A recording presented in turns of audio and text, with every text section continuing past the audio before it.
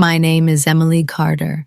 I'm 28 years old, and until recently, I believed my life was safe, stable, and beautifully predictable. I had a decent job, a warm little apartment, and a husband, a man I trusted with every piece of my heart. At least, that's what I thought. But life has a strange way of showing you the truth, especially when you're not ready for it.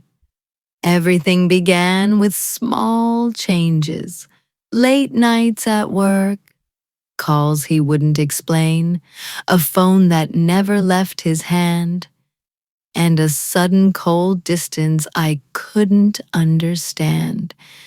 At first, I tried to ignore it. I wanted to trust him. I wanted to believe our marriage meant something. But deep inside, a voice whispered, "Emily, something is wrong." Chapter 1.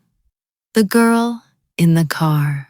One evening, as I walked home from work, I felt someone's eyes on me. When I turned my head, I saw a young woman sitting inside a dark gray sedan. Her hair was messy, her hands trembling, and the moment our eyes met, she looked away. I brushed it off. New neighbors, maybe, but the next day, she was there again. And on the third day, she stepped out of the car and walked toward me. Her voice was barely audible. "Are you Emily Carter?" I felt a cold pressure in my chest. "Yes," I said cautiously. "Do I know you?" She swallowed hard, then whispered, "I've been seeing your husband. I didn't know he was married." My world shattered, but it didn't stop there. She looked terrified, ashamed, broken. "He told me you two were already divorced," she said.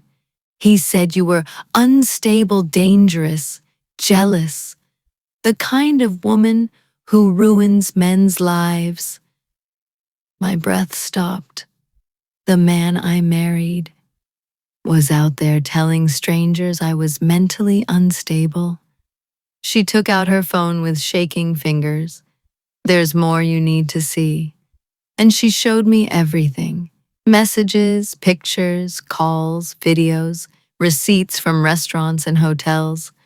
And worst of all, he wasn't just cheating with her. There were other women, younger, older, some married. I felt the ground disappear beneath me. Chapter 2. The Darker Secret. Her name was Rachel.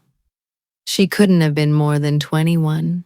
She said softly, "Emily, I didn't come here to hurt you. I came because I found something, and you need to know." She opened her bag and pulled out a folder. Inside it were copies of my ID bank statements, a fake signature that looked like mine, a loan agreement, requests for credit checks, all in my name, all forged, all planned. "He kept these papers in his car," Rachel whispered.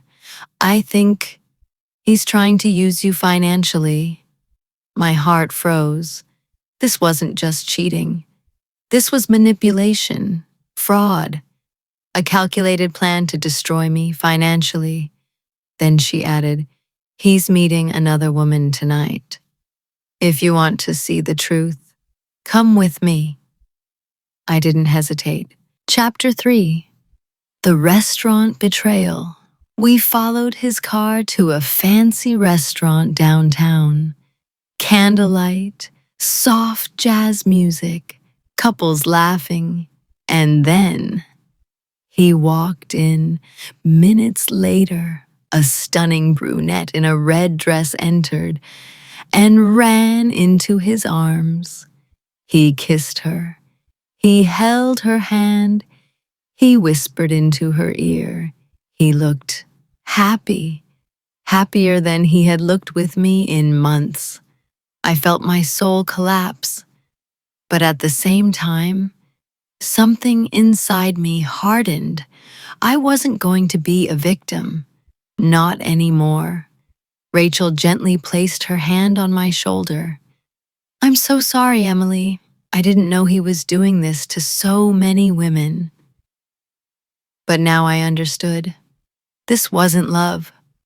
This wasn't marriage. This was a web of lies, designed by a man who preyed on vulnerable women.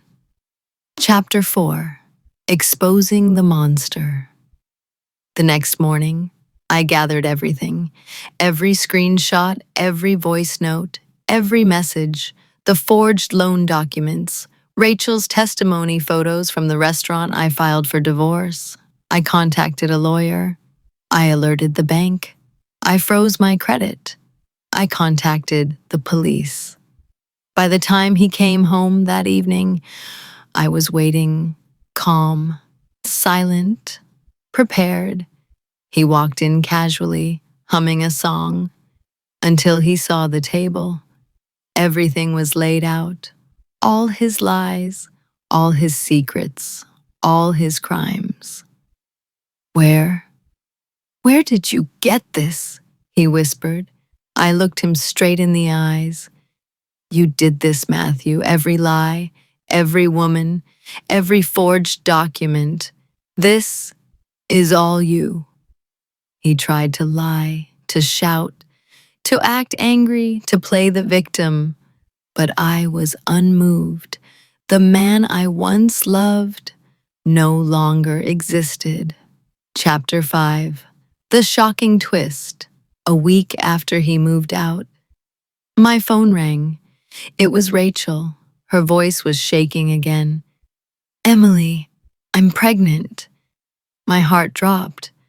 But before I could speak, she continued, But I took a DNA test. I held my breath. And it's not his. I sat down slowly.